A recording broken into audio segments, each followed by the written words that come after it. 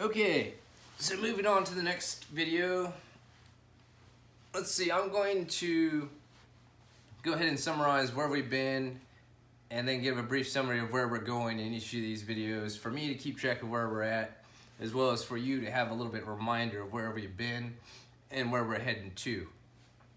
Okay, so far what we've done is we've identified the immutable pieces. There are 6 immutable pieces. Those correspond to the 6 faces on the Rubik's Cube. There's the white face, which we consider the top. And we just created the white cross on the top. There's also 5 other faces. There's the red face. Let's get closer here. The green face, the orange face, the blue face, and the yellow face. Okay? So the next step is to solve the corners. There's 4 corners that we need to turn white in order to solve this white face. Currently, just by chance, this corner here happens to be white, and it also happens to have the proper colors. So you can see the orange face matches, as well as the blue face matches. So that's important. If the color faces didn't match, then this one would be out of place. We'd have to stick this corner into its correct position. So you'll see what I mean by that. So here's a good example. Let's start with this corner here. So we see this corner has the white, orange, and green colors. Actually, let me back up a second because this is important. Edge pieces only have 2 colors, but corner pieces have 3 colors. So when we were solving the white cross, we only had to worry really about 2 colors, the top and the side, right? The white side and the color. So white, blue, white, red, white, green, and white, orange, right? So now we have to be concerned about 3 sides, and they have to match up. So these 3 sides just happen to match up in the right spot, in the right rotation, the right position. Now this is a use case where this is the correct piece. As you can see, it has the right colors. There's the orange and the green pieces, as well as the white piece, which will go on top, but it's in the wrong rotation, if you will. We want the white piece to be up top. We want this orange piece to be on the orange side, and then we want this green piece to be on the green side. So that's done simply with a 4 movement sequence or algorithm, if you will. A recipe for solving this subproblem within the larger problem to create a bottom-up solution to solve our Rubik's Cube. So to do this, we turn the cube facing us here with the corner that we want to move this way. I'll face it towards the camera. This is kind of weird, but let me face this way a little bit. So it's still facing me, kind of. Hopefully you can see as well. So we're gonna rotate the right piece to the right towards us. This is a counterclockwise rotation. So this is denoted as R prime when you move that guy to the right like that. So we're basically just doing a counterclockwise rotation, just like this. And we're gonna follow that counterclockwise rotation by moving the piece on the bottom counterclockwise as well. So let's move these backwards to their original positions and just review those 2 first steps. Counterclockwise on the right, counterclockwise on the bottom. That's exactly what we're doing, okay? And then that will be followed by 2 consecutive steps somewhat in the opposite direction. So if you think of a cube, the cube must have balance. If you move counterclockwise in two directions, then you can intuitively sense that you would also need to move clockwise in two opposite rotations. So when you do a line dance, for example, you dance around the room, but you always end up, after the entire sequence is done, at about the same position. So if you move forward a couple steps, you should move backwards a couple steps. You move to the left a couple steps, you move to the right a couple steps.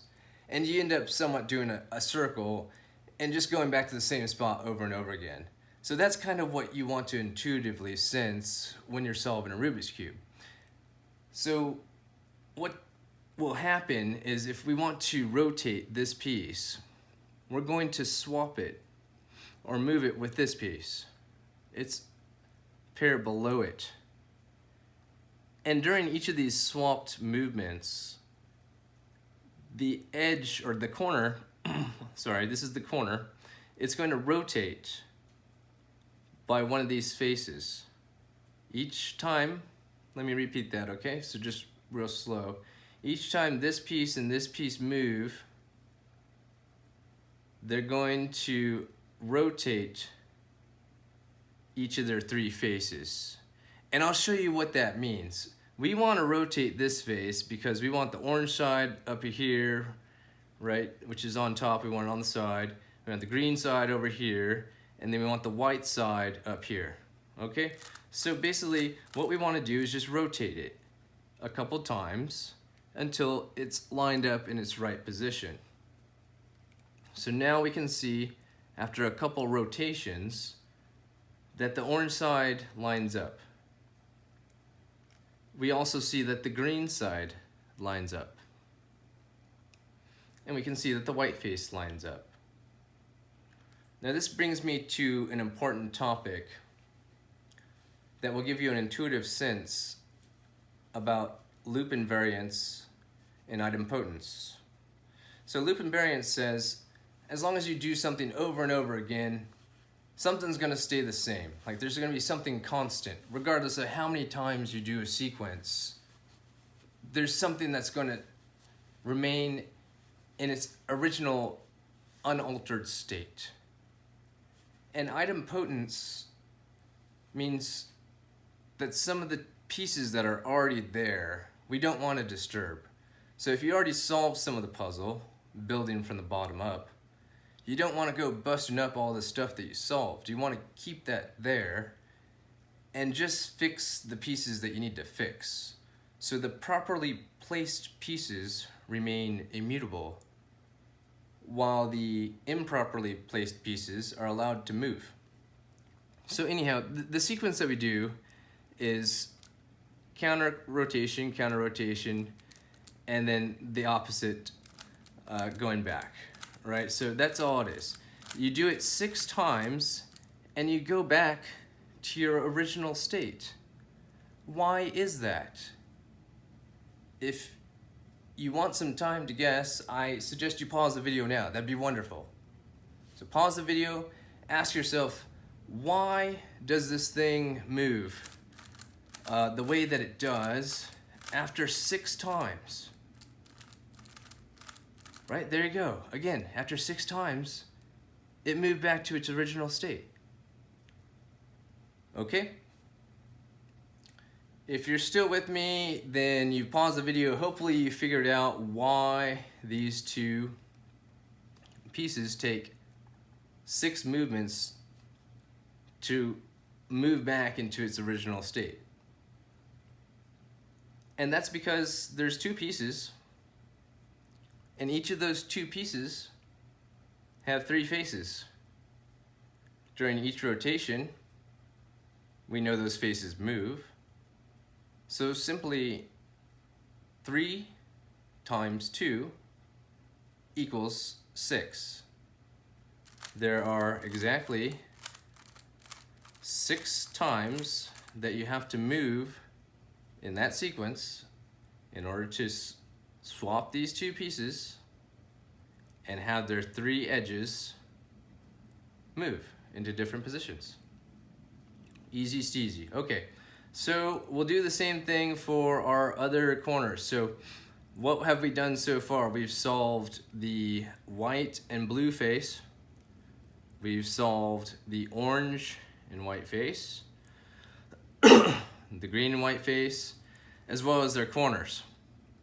We have the blue, orange, white corner, the orange, green, white corner. Now what's left to do is the green, red, white, and the red, blue, white corners. So let's do the green, red, and white corner first. You can see it's down here, but we want to stick it right here. So to stick it right here, what do? I suggest you pause the video. Please pause the video and ask yourself, if I want to stick this corner that's down there up here, because it's the green and red corner, what do? Okay, so if you pause the video and you came back, then hopefully you found this out. If not, whatever, and it's a learning experience, so cool. Stay with it, okay? So stick with it.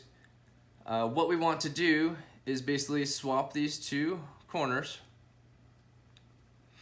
and rotate the side pieces such that the white piece is on top, the green piece is on this side, and the red piece is on this side.